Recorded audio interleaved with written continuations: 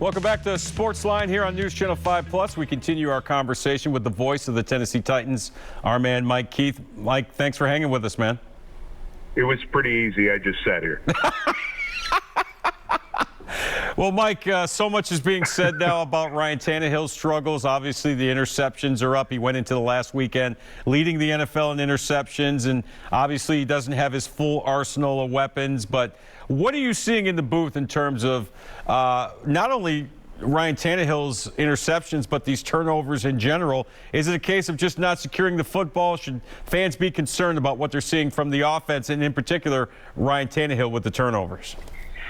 Well, I think some of it's magnified because it's such the easy answer. But, you know, I mean, we've got 2 fumbles lost in the ball game on Sunday in the third quarter, and yet we've got the ball down 19-13.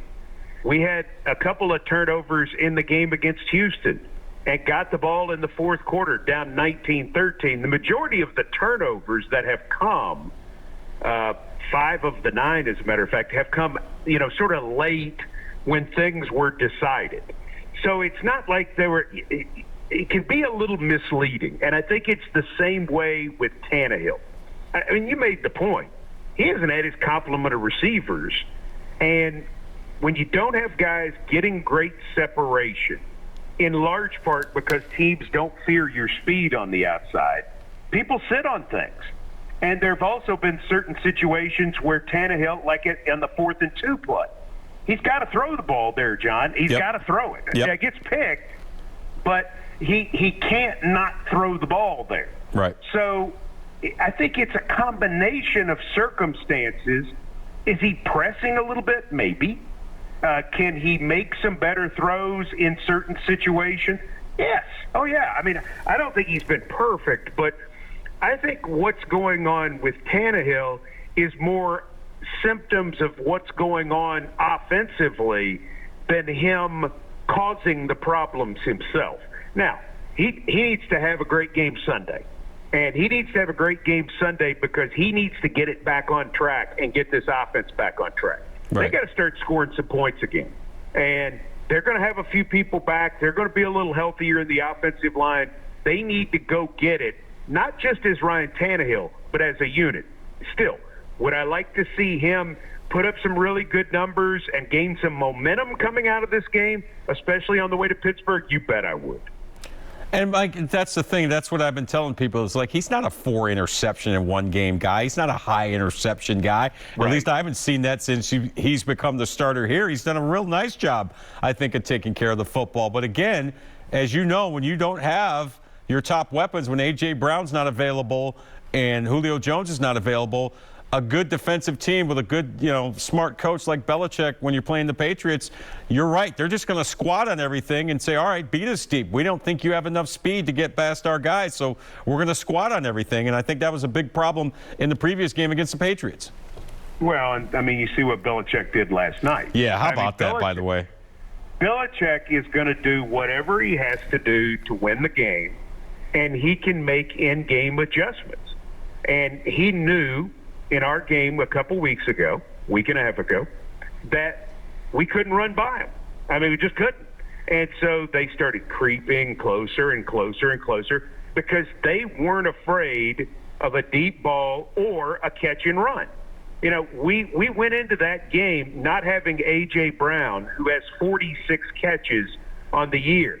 The 4 receivers that played in that game for us had a combined 46 catches, and one of those guys was playing in his first game of the year on November 28th, and he started. Yeah, I mean that's where we were. Now, how do we overcome that? Obviously, some health is going to help, but we've got to execute in every area a lot better. We've got to avoid the penalties are. I don't want to say they're almost as big as the turnovers, but in terms of how they started that game for us, the 3 special teams penalties were crucial. Sure. And we've just got to cut that out somehow. Yeah, no doubt about it. Well, listen, one of the bright spots, obviously, from that Patriots game was the running game. I mean, 270 yards rushing. Normally, when you run for that many yards, you're going to win. I thought Dontrell Hilliard and I thought all the running backs did a nice job.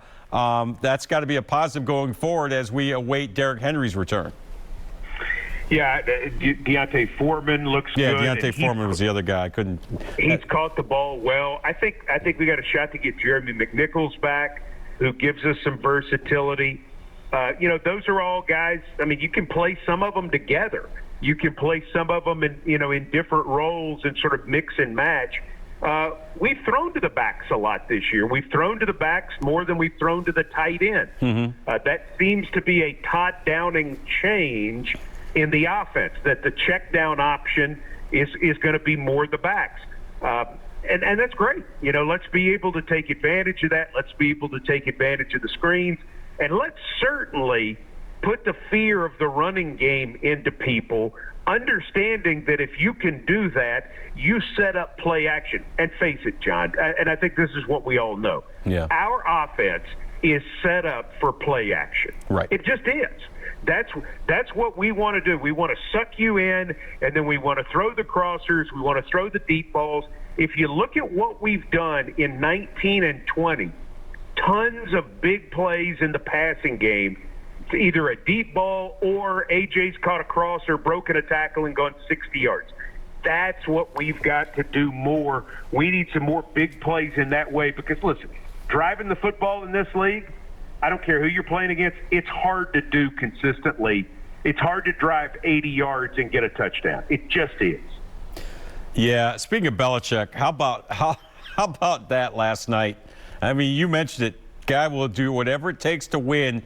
And basically, the fact that he's got everybody buying in, especially his receivers, knowing, hey, I'm not going to get any targets tonight, but if I don't block, I'm not going to be on this field. Only throwing the ball 3 times on the road in horrible, conditions like that. And trust me, born and raised in upstate New York, Mike, grew up 3 hours east of Buffalo, used to live in Buffalo. That is a typical December night in Western New York. And his game plan was absolutely perfect and just ran the ball down the Buffalo Bills' throats. And now here they are, having won 7 in a row, the top dog for now in the AFC. Well, I mean, what I admire so much about him is you see some of these coaches, and they got, especially the ones who are offensive minded, and they're real concerned about stats and where they rank in the league. And, they're the ones that always run a draw play at the end of the first half to get 20 more rushing yards, you got some of these dudes, they're stat grabbers. That's all they're worth. End of a game they're out of, they're still throwing to try to make their numbers look better. Belichick doesn't care. He could care less. He does. Listen, if he's got to play 8 defensive backs to win a game, he plays 8 defensive backs. If he had to play 6 defensive linemen, he plays 6 defensive linemen. A guy can have a game where he's the player of the week in the AFC the week before, right. And if he doesn't fit the game plan the next week, he's inactive or they cut him. That's what this guy is all about, and that is the genius of Belichick. If he were a boxer and he was sticking a jab in your face all night, he's just going to keep sticking a jab in your face. He's not worried about the overhead cross. He's not worried about the uppercut. He doesn't care about a body shot. If he's got you, and he doesn't let go. That's why he is so great, is he can beat you so many different ways, and he's willing to stay with it because he is not bound to one philosophy. I go back to, Bobby Knight at Indiana. Right. All he played was man-to-man defense, right? Mm-hmm. That's all. He would not play zone. Hey, listen. Bill Belichick will run box and 1, 3-2 zone, 2-1-2, 1-3. He doesn't care. Right. Now, Bobby Knight was a great coach in his own right. He won 3 national championships. But the difference, I think, in the NFL and what he's been able to do over this period of time with the competition like it is, it's the most remarkable feat of any coach in NFL history. And I don't think it's real close. What you saw on display last night, the thing everybody's going crazy about today, yeah, that's what he's been doing for 20 years. No, you're 100% right. I just felt bad for the Manning brothers because they didn't have a lot to talk about. You know, they like to break down the passing game on that Manning Monday Night Football cast and, you know, talk about, well, see, the safety came down, so you got to – they didn't have a lot to talk about. So they were just, you know, I felt bad for those guys. Well, Peyton thinks running should be legal anyway. They used to tease him about that. It's like, you know, you have to hand the ball off some, Peyton. You just right. do. No, he values the running game. Now, does he want to throw it? Yeah. Mm-hmm. But to see that game, I think there was a beauty in understanding that football is still football. Yep. And it's not. It's a rough sport. We're trying to make it more safe, but there's always going to be a level of physicality in it. It's not ever going to go away. And the Patriots put a hat on a hat and played great fundamental football and won the game. And it was it was hard because I wanted Buffalo to win. It would help my team a lot. Sure, of course. But you tip your hat to what New England did, and what they've been doing is they found different ways. They won in a very different way against us. They threw the ball. Yep. Everybody thought they would come out and run, and they threw the ball on us. That's how they got ahead. So, you know, he's great. We know it. And how about after the first touchdown, Mike, knowing the weather conditions, he went for 2 and got it. And that turned out to be the difference in the game because the Bills, late in the game, they're not driving to tie it up with a field goal. They have to get a touchdown. Well, and he hit him fast because they get the long run. You're going to run the field goal block team or the PAT block team out there. So he knows he's going for 2 right away. They're not ready. And he takes it right at him. It's so him to grab the advantage in that way because he knew points would be at a premium. And that 1 point, as you said, turned out to be a massive factor in the ballgame. Amazing stuff. I got another break, Mike. You got one more segment left in you?